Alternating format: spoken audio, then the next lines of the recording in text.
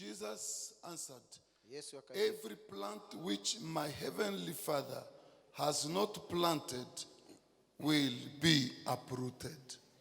akajibu akasema, kila pando asilolipanda Baba yangu wa mbinguni litang'olewa. Father, we thank you. Baba We tukushukuru, glorify you. tunalitukuza jina Speak lako. to us this morning Nena nasi asubuhi ya in leo a special way. katika njia In spesheli. Jesus' name we pray. Katika jina la Yesu Kristo tuomba. Amen. Amina. This morning, Asubuhi ya leo we are talking about plant. tunaongea kuhusu mmea. Jesus is speaking one day, Yesu anaongea siku moja and he said to people who are gathered na akaambia watu ambao walikuwa wamekusanyika pale that every plant ya kwamba kila pando that the Father in heaven ambayo Baba aliye juu did mbinguni not plant hakulipanda shall be uprooted. basi litang'olewa. Wow, this is powerful. Mambo ya nguvu haya. Now, the Holy Spirit is taking us to learn Sasa Roho Mtakatifu anasaidia kuelewa the different kind of plants that are there. aina tofauti ya mimea ambayo ipo. It means we have good plants Namaanisha kwamba kunao mimea ambayo ni miema and then evil plants. na kuna zingine ambazo ni ovu. You can see in the Garden of Eden, Naona katika bustani la Edeni God planted a seed. Bwana Mungu akapanda mbegu. When we read the scripture, Kati unasoma maandiko, God created Adam, Mungu alimuumba Adamu Eve, na Hawa, and then he gave them prescriptions. alafu sasa akawapa maelezo, The things they can eat vitu ambavyo waweza kula and what they cannot eat. na kile ambacho hawezi wakakula. Bwana asifiwe. Praise the Lord. And then the enemy came Alafu sasa adui akaja when God is not there. wakati Mungu hakuwepo karibu, I mean, physically speaking, maanisha katika hali ya kimwili, even though he was still there, japokuwa Mungu alikuwepo. watching what is happening. Sasa kile ambacho tunaona kile ambacho kilitendeka. And then the enemy planted evil seed. Sasa adui akapanda mmea mbaya. He said to Adam and Eve, Akamwambia Adamu na Hawa, did God say you don't eat this one? je, Mungu alisema kwamba msile hii? God knows that the day you eat, you become like him. Mungu anajua kwamba siku ambayo mtakula hii You are mtafanyika not kama going yeye. to die. Hamtakufa. God lied to you. Mungu aliwadanganya. Your eyes are going to open up Macho yenu yatafunguliwa, so that you become like God. alafu sasa mtakuwa kama Mungu. So Adam and Eve Kwa hivyo Adamu na Hawa believed the devil wakaamini shetani and ate from the fruit. na wakala lile tunda. And then from there, we see a curse coming. Alafu kutoka pale sasa tunaona laana We ikija, see trouble coming. naona tatizo likija, We see pain coming. naona pia maumivu yanakuja. Hallelujah. Praise the Lord. Now, in the book of Matthew chapter 13 verse 24, Sasa katika Mathayo sura ya 13 mstari wa 14, Jesus gives an explanation. He goes even deeper to explain sasa Yesu anatupa maelezo na anaingia kwa undani sana kutueleza about a farmer who planted good seed in his farm. kuhusu mkulima ambaye alipanda mbegu njema katika shamba lake. But when people went to bed in the night, Lakini wakati ambapo watu walienda kulala, an enemy came and planted evil seed. adui akaja na akapanda mbegu iliyo ovu. So what he planted, so when the seed came, the whatever was planted, germinated, came out, Sasa wakati kilichopanda kilipomea, the evil seed also appeared. hata ile mbegu ovu pia ikamea. Now they were no longer seed, they became plant. Sasa ikawa sio mbegu tena, sasa ni mimea. So evil plants came up also. Kwa hivyo mimea ovu zikainuka pia. And these plants were called weeds. Na hizi mimea zilikuwa zinaitwa magugu. So weeds are there to destroy good plants. Kwa hivyo magugu yako pale kuharibu mimea iliyo mizuri, To destroy what was planted by the owner of the farm. kuangamiza kile ambacho kilipandwa na mwenyewe. So the workers said, okay, can we just go and uproot the evil seed? Sasa wafanyikazi wakauliza, je, twende tung'oe yale magugu? He said, no, just leave them. Na akamwambia hapana, muyaache. When they grow up, Wakati ambao we yatakomaa, will know what to do. tutajua jinsi ya kufanya. We take good plants, good fruits, Tutaweza kuchukua yale matunda mazuri, and then destroy the evil one with fire. alafu tuweze kuangamiza yale magugu. Bwana asifiwe. Praise the Lord. I want the church to understand Nataka kanisa tuelewe that the devil is always against everything that God is doing. ya kwamba shetani yako kinyume na kazi yote ambayo Mungu anafanya. The devil is not happy to see you smiling. Shetani hawezi akafurahia kuona wewe unatabasamu. He's not happy to see you prospering. Hana furaha ya kuona mafanikio yako. He's not happy to see that the work of your hands is moving forward. afurahi kuona kazi ya mikono yako inanawiri. The devil wants to bring pain, Shetani anataka kuleta maumivu, trouble. shida. In the Garden of Eden, Katika bustani la Edeni, after men have sinned, baada ya mwanadamu kutenda dhambi, he stood beside alisimama pale kando, and then he's watching. alafu sasa anatazama kwa bali. So God is speaking to men. Sasa Mungu ananena na wanadamu, What have you done? je, ni nini ambacho Why mmefanya? have you eaten Na ni this kwa one? nini mmekula hii tunda? I prevented you from eating Si it. niliwazuia msile hii tunda? The woman, gave me. Mwanamke huyo ndiye alinipa. Woman, what happened? Mwanamke kuliendaje? The serpent told me, Oh, ni nyoka ambaye alinielezea. and then we see trouble. Alafu sasa shida ikatokea. Paul says Paulo anasema hivi, the angel of the devil ya kwamba malaika wa shetani has planted amepanda an evil seed mbegu iliyo ovu in my body, ndani ya mwili wangu, a thorn in the flesh, mwiba katika nyama ya mwili wangu, and it is giving me pain. na inanipa maumivu mengi sana. So an evil plant Kwa hivyo mmea ulio mwovu gives pain, unaleta maumivu, gives trouble, unaleta shida na matatizo, cannot give joy. haiwezi ikaleta furaha. When you continue reading the scripture, Wakati unaendelea kusoma maandiko in 2 Kings chapter 4 verse number 38 katika Wafalme wa Pili sura ya 4 na mstari wa 38 down to 40, kielekea mpaka 40, you are going to see the Bible says in the days of Elisha, utaona Biblia inasema kwamba katika nyakati za Elisha sons of prophets visited Elisha. wana wa manabii wakamtembelea Elisha. And then Elisha said, you need something to eat. Alafu Elisha akasema kwamba tunahitaji kitu tule. He sent his servant to go in the field and bring something. Kwa hivyo akawatuma hao wana waende kule shambani kuleta kitu. So he went and brought some herbs. Kwa hivyo wakaenda wakaleta miti, Not herbs, but legume. wakaleta matunda, So they brought that one, wakaleta mboga. and then they cooked, put in the pot. Alafu sasa wakaweza kupika katika ile chungu. The Bible says, look at this. One of them went out into the field and gathered herbs, mboga, Amen, mboga. and found a wild vine and gathered from it his lap full of wild gods, maboke. These gods, I don't know gods, those are plants, they are similar, they are near to pumpkins. Basi. But they are not pumpkins, they are poisonous. Ya, hizi mboga ambazo unaona zinaitwa hapa gourds zinafanana na malenge. But if you eat them, you die. Lakini ukila utakufa. So the guy brought them. Kwa hivyo wale watu wakaleta. Because it's plant. Kwa sababu ni mmea. They are also herbs just like others. Hizi ni mimea kama zingine.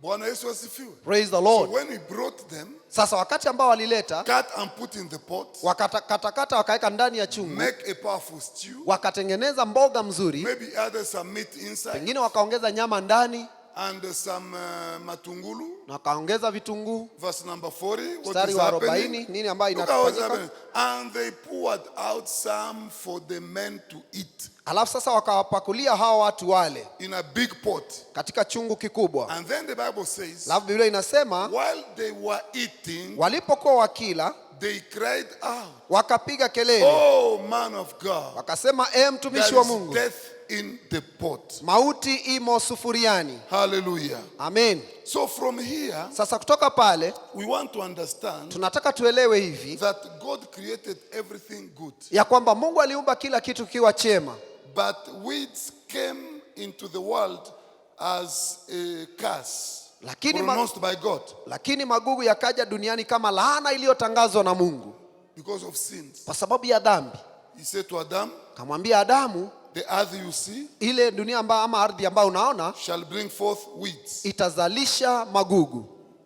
So now we have weeds, Sasa pale kuna magugu which represent an evil seed. ambayo inasimama nafasi ya mbegu iliyo And the evil ovu, seed stands because the devil is there. na hii mbegu iko kwa sababu shetani yuko. You know, God cannot hurt you. Unajua Mungu hawezi akakuumiza. Do you know that? Je, unajua hivyo? God cannot hurt you. Mungu hawezi akakuumiza. But whatever God says, when he speaks something, Lakini wakati ambapo Mungu anasema kitu, the devil is there. shetani yako pale, He hear God speaks, anasikia Mungu akiongea, and then he hits you. alafu sasa anakugonga. Mnajua vile? Do you know that? God cannot harm you. Mungu hawezi akakuumiza. You are too small. Wewe ni mdogo sana. Where is he going to touch? Sasa ataguza wapi? Hallelujah. He can't. Hawezi. His love is too much Upendo wake ni mkubwa sana to hurt you. aweze kukuumiza. You see, one day, Unajua siku moja there is this king called Ahab. kuna mfalme mmoja anaitwa Ahab. Ahab did a lot of evil. Ahab alifanya uovu mwingi sana And God just wanted him to die. na Mungu alitaka afe.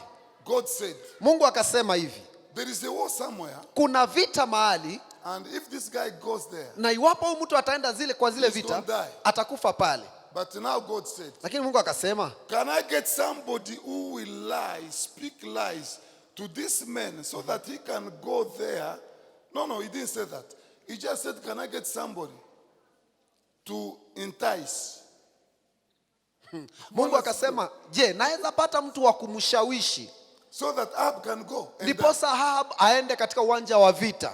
the Bible says, Ile inasema an evil angel malaika wa uovu came up. akatokea. Yes, God, here I am. Kasema, Mungu niko hapa. I can do the job for Mimi you. naweza kufanyia hii kazi Mungu.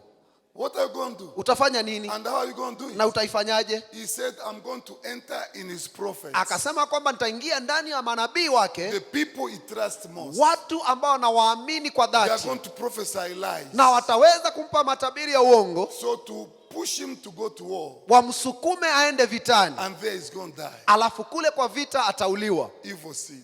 Begu ovu. Hallelujah. Wanasifiwe sana. Listen, people. Sikieni wapendwa, Jesus says, Yesu Kristo anasema hivi, every plant kila mmea that was not planted by the Father ambao hukupandwa na baba yangu shall be uprooted. utang'olewa. That's my message today. Ujumbe ndio huu wangu leo. The seed of the enemy Begu ya adui is to destroy, ni ya kuharibu, is to kill, ni ya kuua to bring trouble, na kuleta to tatizo, bring pain, kuleta to usumbufu, bring shame, kuleta aibu, to pull you down, kukuangamiza, kuleta to chini, make you feel useless. kukufanya ujisikia kwamba wewe ni mtu bure. That is the work of the devil. Hiyo ndiyo kazi ya shetani, To make you feel that God is not with you. kukufanya ujihisi ya kwamba Mungu hayuko upande To wako, make you feel like you are alone.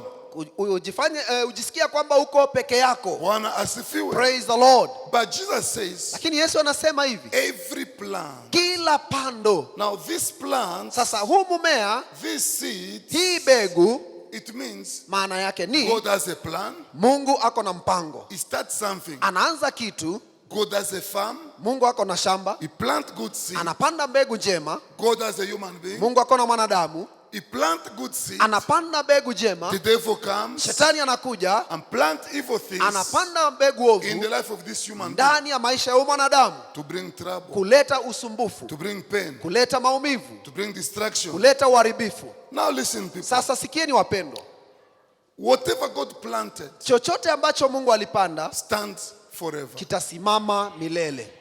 Nobody Hakuna yeyote can finish anaweza kiangamiza or destroy ama kuharibu that which God started. kile ambacho Mungu alianza. The devil came, Shetani akaja, he knew the plan of God. alijua mpango wa Mungu, Because God said to man, kwa sababu Mungu ndiye alimwambia mwanadamu, go, enenda multiply, kazalishane go and na prosper, mkafanikiwe, have dominion, mkawe na utawala, rule over everything. mkatawale kila kitu, I give you my world. na wapa dunia yangu. So the devil had it Kwa hivyo shetani alisikia ya maneno and was not happy. na hakufurahia. He said, I will go against that which God has planted. Akasema ya kwamba nitaenda kinyume na yale ambayo Mungu amepanda. And then he brought man into sin. Alafu sasa akaleta mwanadamu katika dhambi. Even though they sinned, Licha ya kwamba walitenda dhambi, the devil thought they are finished. shetani alijua kwamba wameisha, But they were not finished. lakini hawakuwa wameisha.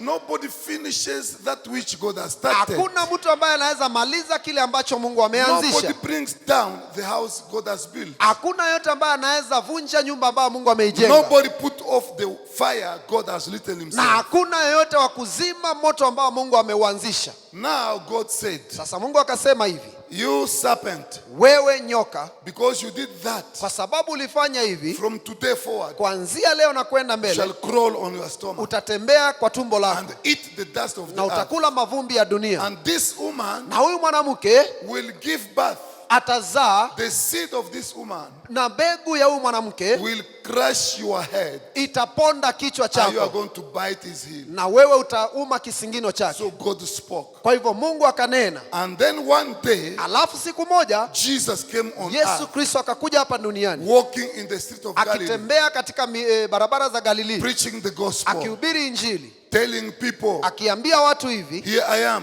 mimi ndiyo huyu, I'm the bridge mimi ndiye to daraja take you back to your God, ya kuwarudisha katika Mungu to wenu, reconcile you ya kuwapatanisha with your God. na Mungu wenu. The devil came. Shetani akaja, He is a thief. yeye ni mwizi, He is a liar. yeye ni mwongo, He's the prince of darkness. yeye ni His job wa is to giza. kill. Kazi yake ni His job kuharibu, is to destroy. kazi yake ni kuangamiza. I've come Nimekuja to give you life, niwape maisha life abundantly. na maisha ya utele. So the devil was not happy. Kwa hivyo shetani hakufurahia He hiyo, took Jesus akamchukua Yesu to the cross. akampeleka msalabani. He didn't know. Hakujua, He was ignorant. ilikuwa tu ni upumbavu. The devil didn't know Shetani hakujua why he was taking Jesus to the cross. kwa nini alikuwa anampeleka kule msalabani. He didn't know what was happening. Hakujua mambo gani ambayo alikuwa anafanyika. The hatred was too much. Ile chuki ilikuwa nyingi Before sana, Jesus came, he's preaching the gospel. kwa sababu Yesu amekuja anahubiri Injili, He's taking people back to God. anarudisha watu kwa Mungu. I have to make sure I stop it. Lazima nihakikisha kwamba nimezuia hii. You know, he was very happy Kwa hivyo alifurahi sana when taking Jesus to the cross. wakati anampeleka Yesu msalabani. Sometimes you think the devil knows everything. Wakati mwingine tunafikiria kwamba shetani anajua The kila devil kitu. doesn't know everything. Yeye hajui kila kitu. If the devil knew everything, Shetani angekuwa anajua kila he kitu, couldn't have crucified Jesus, angeweza kumsulubisha Yesu, because he didn't know, kwa sababu hakujua, okay, how is God going to crush my head? je, ni vipi Mungu ataponda kichwa changu. He didn't know that, Hakujua hivyo, but he had it, lakini aliisikia, but he didn't know how. lakini hakujua njia, hakujua namna. Bwana asifiwe. Praise the He Lord. didn't even know how is it going to happen. Hakujua hata itatendeka So vipi. Jesus came as a mystery of God. Kwa hivyo Yesu akaja kama siri ya Mungu. Remember, the devil tried to kill him. Kumbuka shetani alijaribu It kumuua, was a mystery. na alikuwa ni kama By siri. the power of the Holy Kwa Spirit, nguvu ya Roho Mtakatifu, a virgin is pregnant, Jesus is born, bikira anakuwa mjamzito, and then Jesus is born. alafu Yesu anazaliwa. Herod now is raised by the devil Herode naye anainuliwa na shetani to try to kill the small boy. ajaribu kuua huyu mtoto God mchanga. comes in the night. Sasa Mungu anakuja usiku, Hey, wake up, Mary. naambia amka Joseph, Maria na wa Yusufu, take the kid, go out. chukua mtoto enendeni naye nje. So they go out. Sasa wanatoka. Sometimes we think Wakati mwingine tunafikiria that the devil knows everything. ya kwamba shetani anajua kila He kitu. doesn't know everything. Hajui kila kitu. If he knew everything, Kama angelijua kila kitu, he could have come that night. angekuja ule He usiku, could have known that no, Mary is going to run away. with the angejua baby. kwamba Maria atatoroka He could have blocked their way. na angeweza kuzuia barabara yao. You give him too much power, Unampatia nguvu nyingi sana what he doesn't have. na kile ambacho hana. Only our God Ni Mungu wetu tu is omnipresent. ambaye ako kila mahali. Only our God Ni Mungu wetu tu is our all-knowing God. anajua kila kitu. Hallelujah. Praise the Lord. And then Alafu Jesus was taken to Egypt, Yesu Kristo akapelekwa kule Misri, brought back to Nazareth, akarudishwa pale where he Nazareti, grew up now. mahali ambao sasa alikoma. And then from here, Alafu sasa kutoka hapa we now see now Jesus walking in the street of Galilee. sasa tunamwona Yesu anatembea katika barabara za Galilii, And then before he faced the devil, na kabla kutana na shetani he goes to the wilderness anaenda katika jangwa for 40 days. kwa siku 40. The devil followed him Shetani akamfuata and said, you know what? na akasema, unajua nini? Worship me. Niabudu mimi, Bow down before me. uiname mbele zangu, I give you the world. nami nikupe dunia Give yote, you money.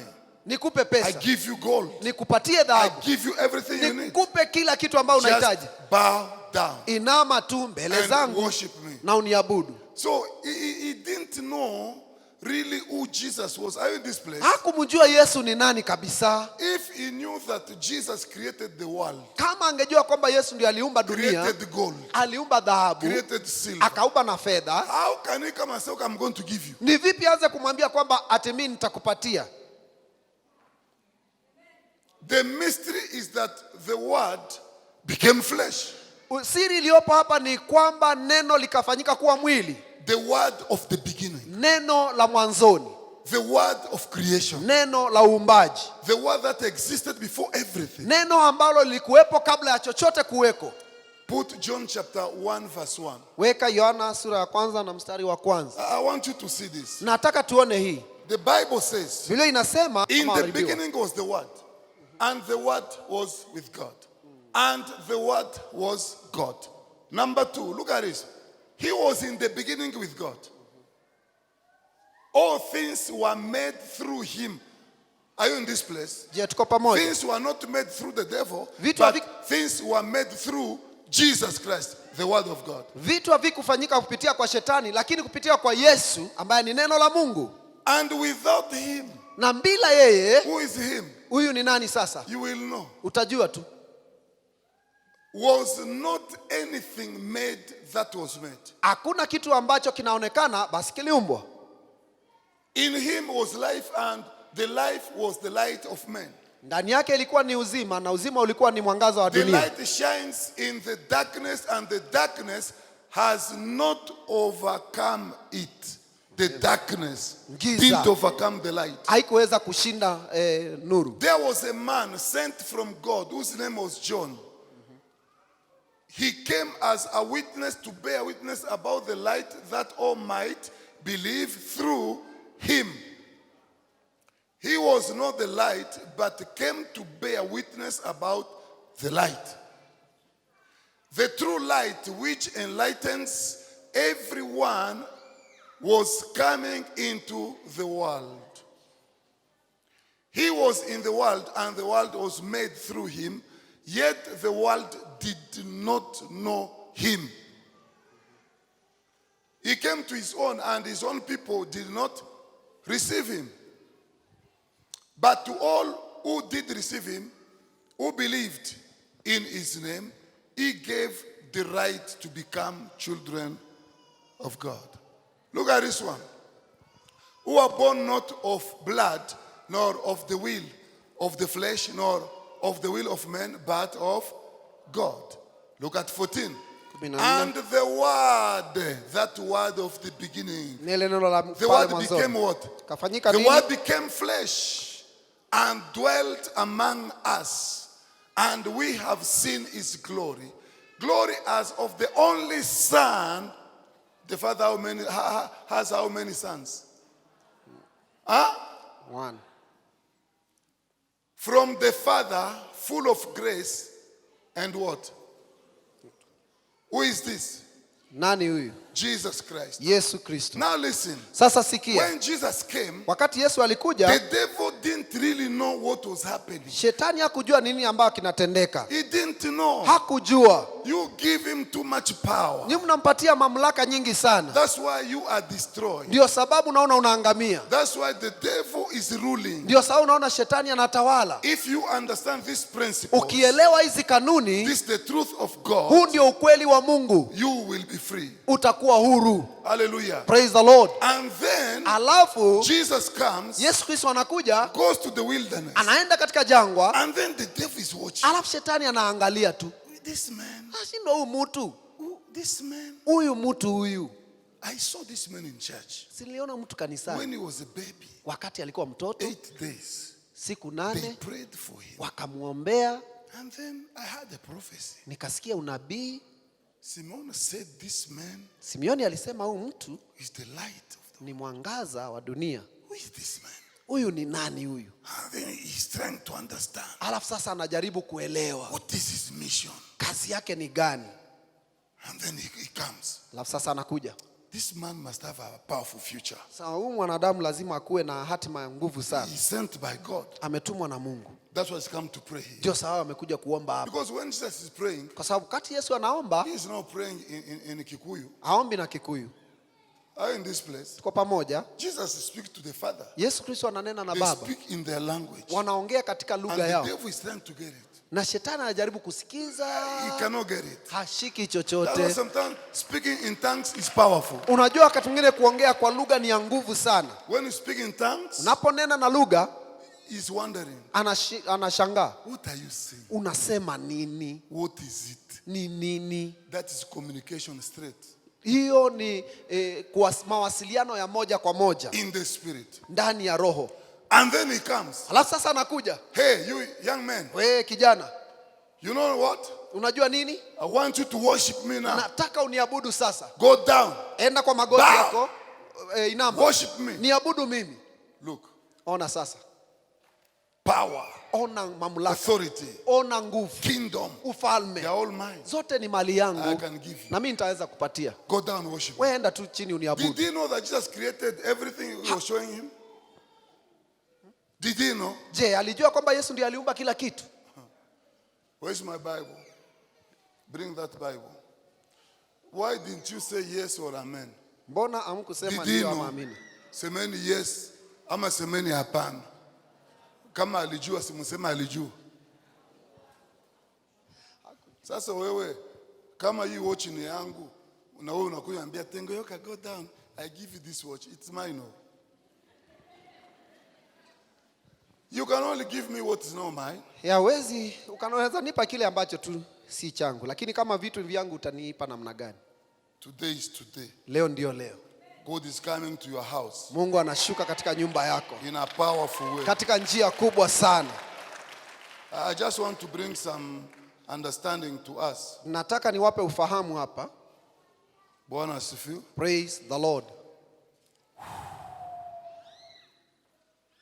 Hallelujah.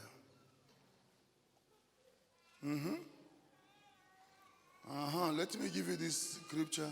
Cha niwape haya Go maandiko hapa. to Colossians chapter 1. Twende katika Wakolosai sura ya kwanza. Let's start by verse number 12. Colossians 1:12. There it is. Giving thanks to the Father who has qualified you to share in the inheritance of the saints in light. 13. He has delivered us from the domain of darkness and transferred us to the kingdom of his beloved Son. 14.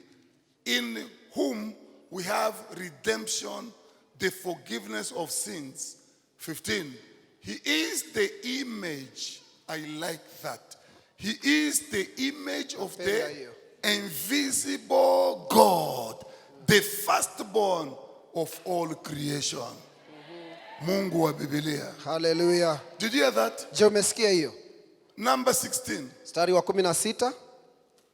For by him all things were created in heaven and on earth, visible and the devil, is he visible or?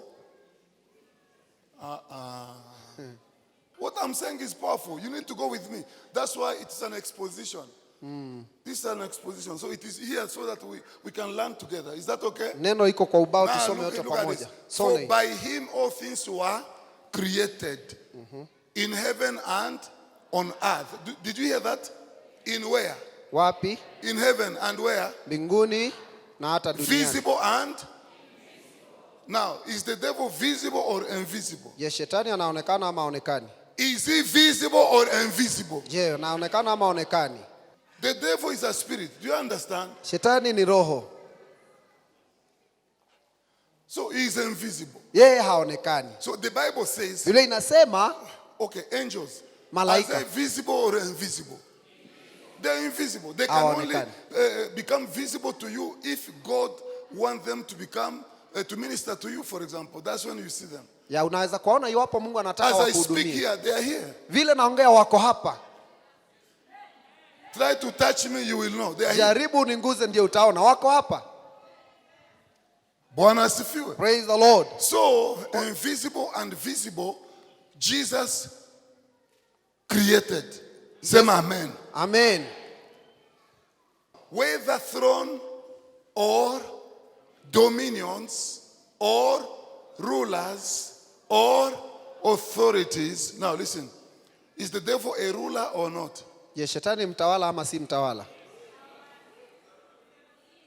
He is a ruler. Yeye ni mtawala. Yes. Ni kweli. Do you understand? Sasa He tunaelewana. is ruling his kingdom. Yeye anatawala ufalme wake. Do you understand that? Tunaelewana. He has a kingdom. Ako na ufalme. He has servants. Ako na He watumishi. has angels. Ako na malaika. He has demons. Ako na mapepo. All those kind. Wao wote So wao. he has even some visible kings. Ako na wafalme ambao wanaonekana Even kwa some macho. visible people working for him. hata watu ambao wanaonekana ni wake. Now Kuna do you wengine. understand? Sasa He tunaelewana? has also a throne. Ako pia na enzi. Are you now getting what I'm saying? Sasa unashika ambacho nasema? Now the Bible says Sasa Biblia inasema thrones. When enzi. you see the Bible talk about thrones, it means there are many. Wakati anao Biblia inasema kuhusu enzi ni Viti za nyingi. enzi. Viti The vya thrones, enzi. there are many. Ni nyingi. You have a Queen Elizabeth, that is a throne. Na Malkia Elizabeth hiyo ni enzi. Do you understand? Tunaelewana? You have President Uhuru wa Kenyatta, that's a throne. President Uhuru wa Kenyatta hiyo ni enzi pia. You have Magufuli, that is a throne. Magufuli pia hiyo ni enzi nyingine. Do you understand? Tunaelewana? So all those kingdoms, Sasa falme hizo zote they answer to him. zote zinamjibu yeye ama zinaitika kwake. Semeni amen.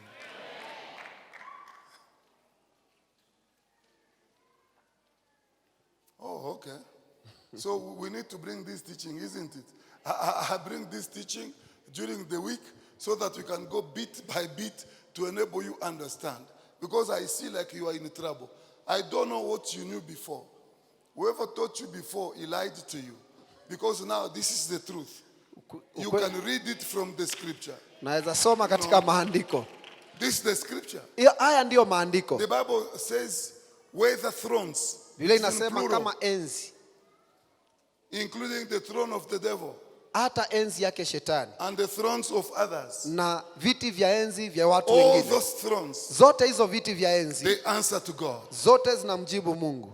Or dominion. Ama utawala, The devil has power. Kweli ama hapana? si ndio? He has power to do whatever he does. Kuna mamlaka ya kufanya chochote ambacho To anataka. make people mad, crazy. Fanya watu wakuwe wenda wazimu. To make people failures. Fanya in watu life. washindwe katika maisha. You know, all those stuff. Hizo vitu zote. So the Bible says, Kwa hivyo Biblia inasema or dominion or rulers Utawala, or authority, ama all mamlaka, things were created through him vitu vyote viliumbwa kwa njia yake and for him. na kwa ajili yake. Do you get now? Je, sasa Now tunaelewana? look at me now. Sasa uniangalie. The devil comes, Shetani anakuja, he goes to meet Jesus. anaenda kukutana na Yesu. Go to your Biblia. Tuende katika Biblia zetu.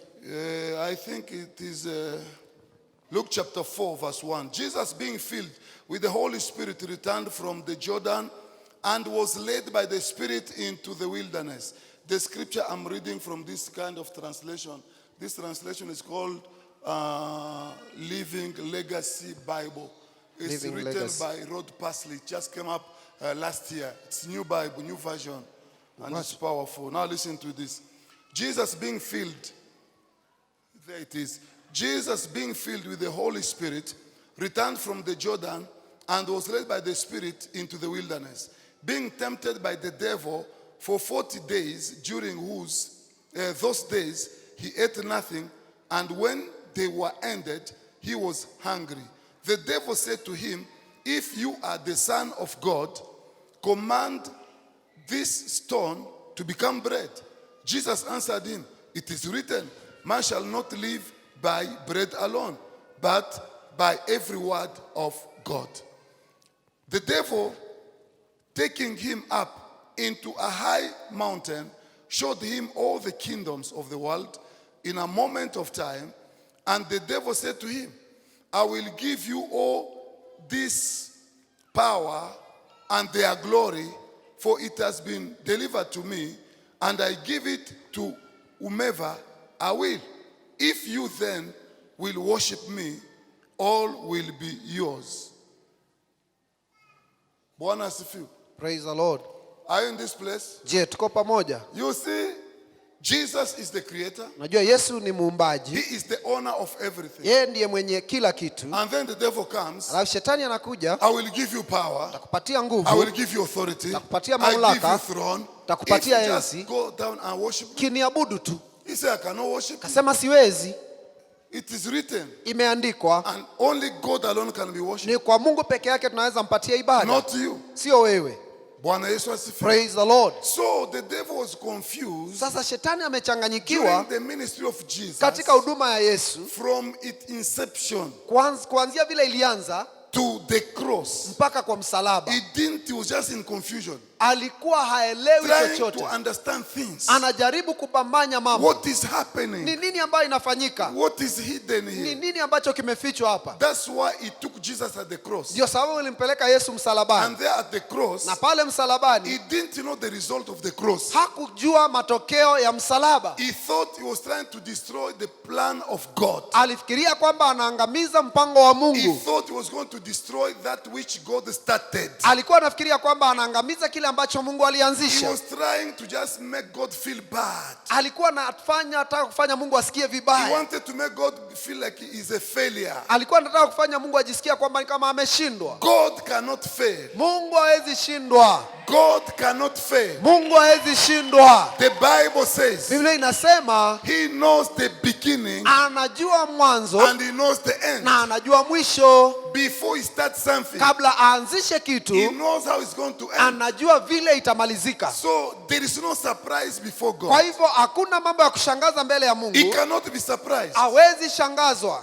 Put Isaiah chapter 46 verse 9. Weka Isaia 46 mstari wa 9. I want you to know this. Nataka ili jambo ulijue. Our God can never be surprised. Mungu wetu huwezi ukamshangaza. Remember the former things of old, for I am God and there is no other. I am God and there is none like me. Verse number 10. Mstari wa 10. Declaring the end from the beginning and from ancient times, things not yet done, saying my counsel shall stand and I will accomplish all my purposes. Listen to verse number 11. Sikia 11. The Bible says, calling a bird of prey from the east, the man of my counsel from a far country, I have spoken, and I will bring it to pass. I have purposed, and I will do it. Listen, people. Sikieni wapendwa. He knows the end Anajua mwisho from the beginning. tangu mwanzo. That's why Ndio sababu God cannot make mistake. Mungu hawezi fanya makosa. God cannot start a project that will fail. Mungu hawezi akaanzisha kazi ambayo itashindwa. God cannot start something that's not going to succeed. Mungu hataanzisha jambo ambalo halitafanikiwa. God cannot create Adam and Eve Mungu hawezi kuumba Adamu na for Hawa them to just go and fail. waende tu waweze kuanguka Hey, ama come on. kukosa kufanikiwa. If they fail, Kama watashindwa, it means that God has failed. inamaanisha kwamba Mungu ameshindwa. Are you in this place? Je, tuko pamoja? It means his power will be questioned. Inamaanisha kwamba unaweza kuwa na shaka na nguvu zake. We can start project and fail. Sisi tunaweza anzisha kazi na God ishindwe. cannot fail in any Mungu project. hawezi akashindwa kwa lolote. Whatever God is holding Chochote ambacho Mungu ameshikilia must succeed. lazima kifaulu. Bwana asifiwe. Praise the Lord. Must succeed. Lazima kifaulu. If you are here, Kama uko hapa, you are among the people ni mojawapo wa who watu think God can fail. ambao wanafikiria Mungu I'm here anaweza to shindwa. tell you, Niko hapa nikwambie, God cannot fail. Mungu hawezi shindwa. He can't. Hawezi. Now, Sasa by taking Jesus to the kwa cross, kumpeleka Yesu the msalabani, devil didn't know the result. Shetani hakujua matokeo ya msalaba. It is when he is taken Ni there wakati ambapo alipelekwa pale at the cross katika msalaba, that now sasa hapo the devil, Shetani wherever he was hiding, chochote mahali ambapo alikuwa the amejificha, clothes he was wearing mavazi ambayo alikuwa amevaa are going to be taken away from him. yanachukuliwa kutoka kwake. Now he's naked. Sasa anabaki akiwa uchi. Now he's finished. Ameisha. Now he has no power. Hana mamlaka na nguvu tena. He has only power over ignorant people. Ako na nguvu kwa watu ambao wako na upumbavu. People who don't know who they are. Watu ambao hawajielewi, hawajitambui. People who fail to understand the work of the cross. Watu ambao wanashindwa kuelewa kazi ya msalaba. Hallelujah. Praise the Lord. The Bible says this. Biblia inasema hivi.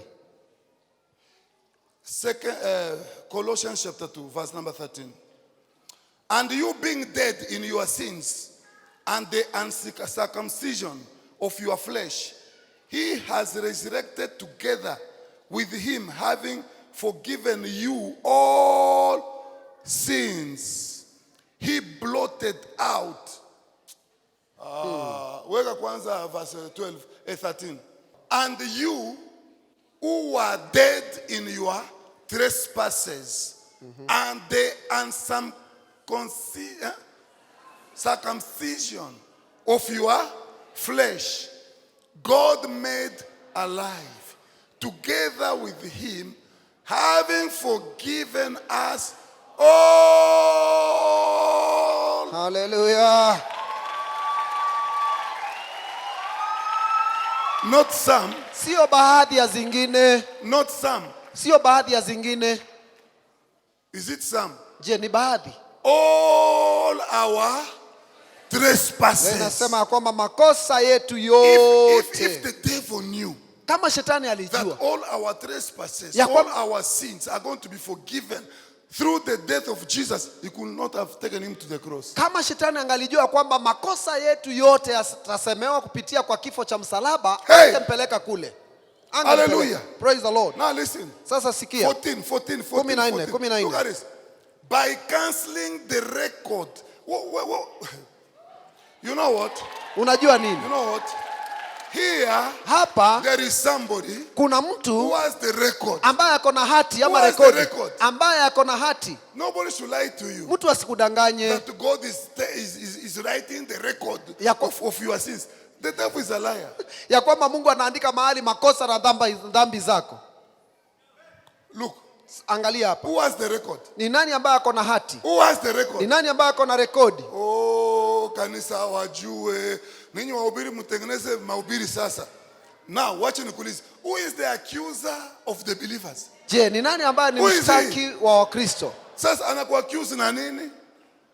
Sema record. Na records. Hey, God, oh. Na ushahidi. When you do something, Wakati unafanya the chochote, devil write it down. shetani anakiandika mahali That's a record. na anaweka kama So he rekodi will yake. go before Kwa God. hivyo anaenda mbele ya Say, you Mungu, know what? anasema unajua I nini? know this man. Huyu mtu namjua. I have a record. Niko na hati. And then he presents Alafu before God. anaionyesha Mungu. Now, Jesus came Sasa Yesu akaja to deal with the record. aweze kushughulikia ile rekodi.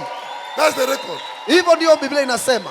Point number one, Na jambo la he kwanza, forgave all our sins. kwanza anasamehe dhambi zetu zote. Took away all our sins. Anachukua dhambi zetu zote. Point number two, Na ya pili, he didn't stop there. hakuachia hapo, He followed the record. akafuata zile hati zote And he followed all our debts. na akafuata hata dhambi zetu zote. Whatever that Madeni. stood against us. Chochote ambacho kilisimama kinyume nasi And then all the legal demands. na mambo yote ya kisheria.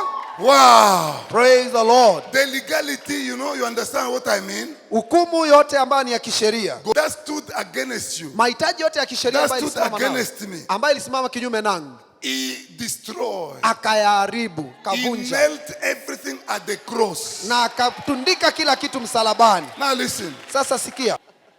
Bwana asifiwe. Praise the Lord. Now look. Now look. Sasa sikia. Now look. Sikia. You know the cross, Unajua msalabani, that is where hapo ndipo Jesus now took all the records. Yesu Kristo alichukua hati zote, Our records, hati zetu zote, our sins, dhambi zetu, our debts. makosa yetu yote, Everything. akachukua kila kitu akaigongelea msalabani. At the cross. Praise the Lord. Now, if the devil knew Kama shetani angelijua that hili the death of Jesus ya kwamba katika kifo cha is Yesu going to give us freedom, atatupatia he ukombozi, couldn't have taken him at the hangejaribu cross. kumpeleka msalabani. Do you understand? Je, tunaelewana? So now, Sasa Jesus Yesu at the cross, katika ule msalaba he said, anasema hivi, it is finished. imekwisha. Which means Maana yake the devil is under your feet. shetani yuko chini ya mguu wako. I've done the job. Nimemaliza hii kazi. So the plan of the Kwa devil hivyo mpango wa shetani was to destroy that which God started ulikuwa ni kuharibu kile ambacho Mungu alianzisha in the Garden of katika Eden. bustani la Edeni, But God cannot fail. lakini Mungu hawezi shindwa. At the end of the day, Baada ya yote, Jesus Christ, Yesu Kristo, the seed of the woman, mbegu ya ule mwanadamu, crushed the head ikaponda the kichwa serpent. cha nyoka. Hallelujah. Praise the Lord. Are you in this place? Je, tuko pamoja? And then the serpent also Alafu sasa ule nyoka pia did bite his heel. akamuuma pia kisingino According chake. to the scripture. Kulingana na maandiko. That's why he had to suffer. Ndio sababu aliteseka. That's why he had to be nailed at the cross. Ndio sababu ilibidi atundikwe That's msalabani. why he went through so many things. Ndio sababu alipitia masumbufu mengi. That's why he went through a sleepless night. Ndio sababu alilala usingizi usio na usingizi hata kidogo, usiku Praying usio na usingizi, day and night. akiomba usiku na mchana. Hallelujah. Praise the Lord. Why? Kwa nini? So that he can redeem us. Ndiposa atukomboe So sisi. at the end of the day, Baada ya yote, God is the victor. Mungu hapa ndiye At the shujaa. end of the day, Baada ya yote, the plan of God mpango wa Mungu succeeded. ukasimama. They arrested Samson Wakamkamata Samsoni by the Philistines. na wale Wafilisti. They cut off his hair, Wakanyoa nywele yake, and then he was arrested. alafu sasa akakamatwa. They pull out his eyes, Wakang'oa macho yake, put him in chains, wakamfunga kwa nyororo, took him to prison, wakampeleka katika gereza. and then they said, Alafu akasema it is finished. huyu jamaa ameisha. Remember, Kumbuka one day siku moja there is a woman in the field. kuna mwanamke kule As she uwanjani, was working in the field, vile alikuwa anafanya kazi she shambani, saw an angel aliona malaika who came and said, ambaye alikuja akamwambia I hivi, know you are barren, najua kwamba wewe ni tasa, but from today lakini kuanzia leo you will get pregnant, utapata you ujauzito, get a child. utapata mtoto. Don't drink anything bad, Usinywe chochote cha kulevya don't take anything evil, na usikunywe chochote ambacho ni because the kibaya. child you be carrying Sasa mtoto ambaye unabeba is consecrated to God amewekwa wakfu kwa Mungu all the days of his life. siku zote za maisha yake. Hallelujah. Praise the Lord. Here God starts something. Hasa Mungu anaanzisha kitu hapa. Hapa Mungu anaanzisha kitu.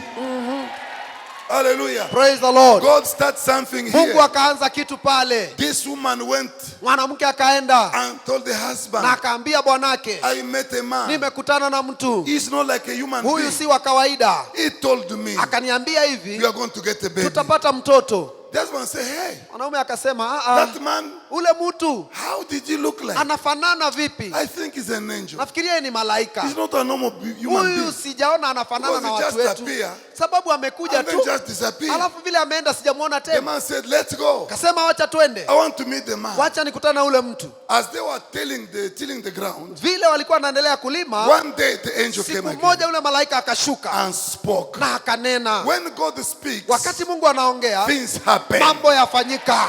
When he speaks, Mungu akiongea, things start. mambo yanaanza. So God spoke. Kwa hivyo Mungu He akanena, started the life of Samson. akaanza maisha ya Samsoni. He didn't just appear on his own. Hakukuja tu peke yake. So the devil was jealous. Kwa hivyo shetani akawa na wivu, He tried to put traps. akajaribu kuweka mitego chini, He juu went chini. at Sorek one day.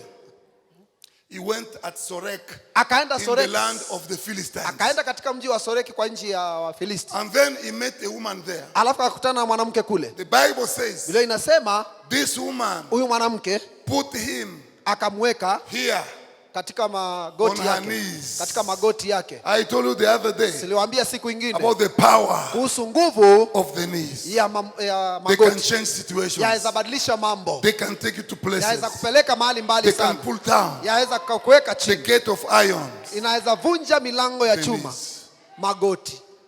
And the devil, when he came to Jesus, Kati shetani alikuja kwa Yesu, he said, anamwambia give me your knees. nipe magoti yako, Go down. enda chini Worship me. uniabudu, I give you the word. nikupatie dunia. Hallelujah. Praise the Lord. And the devil knew that, knowing that secret, Sasa shetani akijua hiyo siri, told Delilah, kamwambia Delila, give him your knees patie magoti yako, and you have his secret. alafu takuwa na siri zake zote. Delilah said, come, Delila akasema kuja, I give you my knees. mimi nakupa magoti yangu. And Samson pulled out the secret. Na Samsoni akaleta ile siri kwa wazi. So the Philistines were waiting. Sasa Wafilisti wanasubiri kule They nje, paid her money. wakamlipa pesa, And then she, managed alafu sasa akaweza kumudu, so that Samson gave out the secret. iposa sasa akamshawishi Samsoni They akapeana removed the siri, hair. wakanyoa kile nywele yake, They pulled out his eyes. walipomkamata wakang'oa macho yake. Hallelujah. Praise the Lord. And then put him in chains. Ala, sasa wakamfunga kwa nyororo, Take him to jail. wakampeleka kule gerezani. Start a celebration. Sasa wakaanza sherehe. Our God has given us. Mungu wetu Our ametupatia enemy, adui yetu, the man who destroyed our farms. mtu ambaye ameharibu Now we mashamba have yetu. him. Sasa tuko na yeye. Today is today. Leo ndio leo. The Bible says, Biblia inasema after some time, baada ya muda the hair of his head ile nywele ya kichwa chake started coming out. ikaanza kumea tena. After some time, Baada ya muda the hair of his head, nywele ya kichwa chake started coming out. ikaanza kumea. and then the Bible says, Alafu Biblia inasema the day they were now celebrating, siku ambayo walikuwa wanasherekea, they brought in Samson wakamuleta pale katika to ukumbi dance before them. awachezee pale. That day, Ile siku the people he killed, watu ambao aliua when he was blind, wakati alikuwa na macho were too many walikuwa wengi sana than the people he killed kuliko watu ambao when he aliua had wakati eyes. alikuwa na macho. I repeat again, Narudia tena, the people Samson killed watu ambao Samsoni when he aliua was blind, wakati alikuwa kipofu without eyes, bila macho, there were so many walikuwa wengi than sana those he killed kuliko wale ambao aliua when he was having eyes. wakati ambapo walikuwa na macho yote. God cannot fail. Mungu hawezi shindwa. God cannot fail. Mungu hawezi shindwa. Whatever he starts Chochote ambacho anaanzisha must succeed. lazima kifaulu. You can pull out my eye. Unaweza ng'oa macho yangu, God cannot fail. Mungu hawezi You akashindwa. can cut off my hair. Unaweza kata nywele yangu, God cannot Mungu fail. hawezi akashindwa. He is a powerful Yeye God. ni Mungu wa nguvu zote. Every plant Kila mumea planted by the ambao devil umepandwa na adui to finish you kukumaliza will never finish you. hautawahi kukumaliza.